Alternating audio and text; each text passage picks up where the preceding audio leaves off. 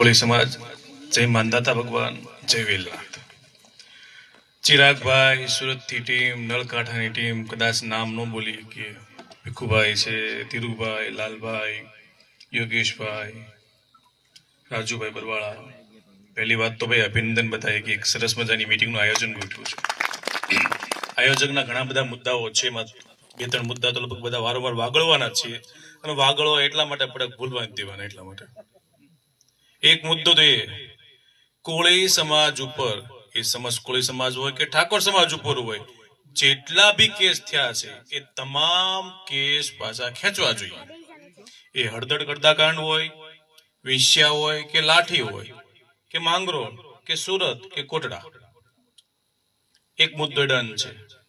બીજો મુદ્દો કે ભાઈ ઠાકોર કોળી વિકાસ નિગમની અંદર વધુમાં વધુ એટલે કે વસ્તીના આધારે બજેટ ફાળવવામાં આવે.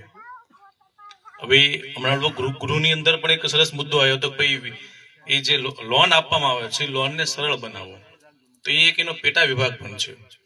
અને હજી એક મુદ્દો બી આમાં ઉમેરવા જેવો છે કે જો સરકારશ્રી તરફથી દરેક સમાજને ટોકન ભાવે જમીન મળતી હોય તો કોળી સમાજને કેમ નહીં?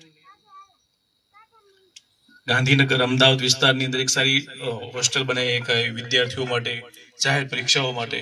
આ ત્રણ મુદ્દાઓ ઉપર બધા લોકો મથી રહ્યા છે. ચિરાગભાઈ છે સુરતથી દોડી રહ્યા છે, ભાવનગર વાળા છે ભાવનગરથી દોડી રહ્યા છે, ત્યારબાદ માંગરોળથી દોડે છે, વિંછિયા છે, સુરેન્દ્રનગર છે, બોટાદ છે, ટૂંકમાં લાઠી છે. બધા વિસ્તારના લોકો પોતપોતાની રીતે કંઈક ને કંઈક મહેનત કરી રહ્યા છે.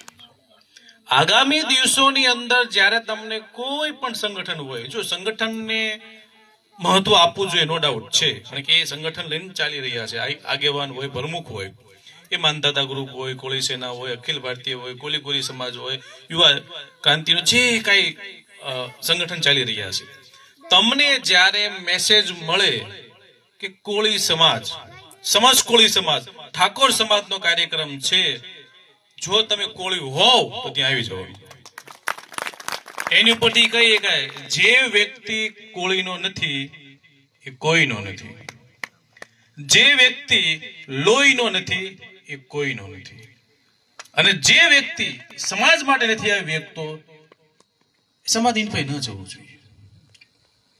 ઘણા બધાને બહુ આમ ક્લિયર વાત કર્યા જેવી છે. ઘણા બધાને રેશન કાર્ડની અંદર કોળી સાથોસાથ રાજકીય પાર્ટી લખી ગઈ છે.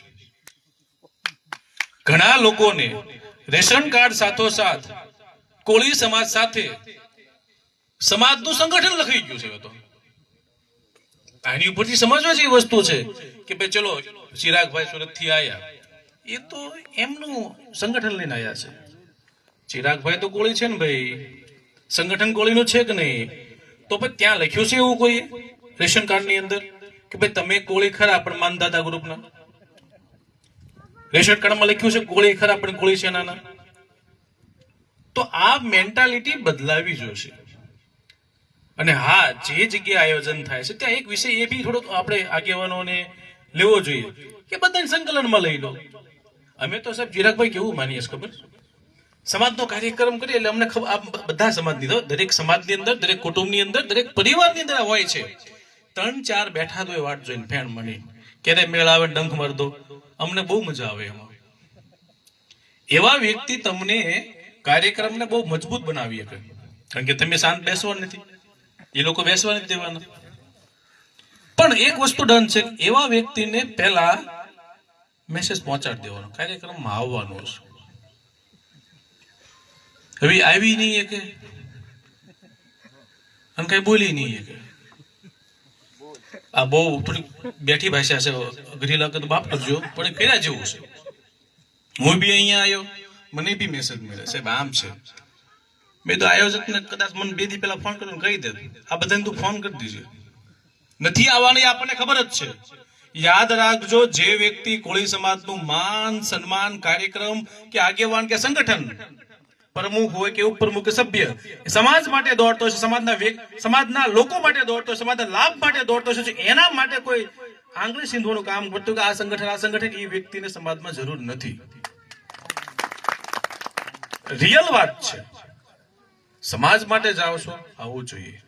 આગામી દિવસોની અંદર લગભગ એક વીકની અંદર બોટાદ જિલ્લાનું સમાજ કોળી સમાજ જેટલા બી સંગઠન છે ને આપણે આમંત્રણ આપી દેવાનું છે કે ભાઈ કોળી સમાજ ઉપર થયેલા તમામ કેસ પાછા ખેંચવા અને કોળી ઠાકોર વિકાસ નિગમમાં ફંડ ફાળવવા માટે આવેદન પત્ર આપવાનું છે.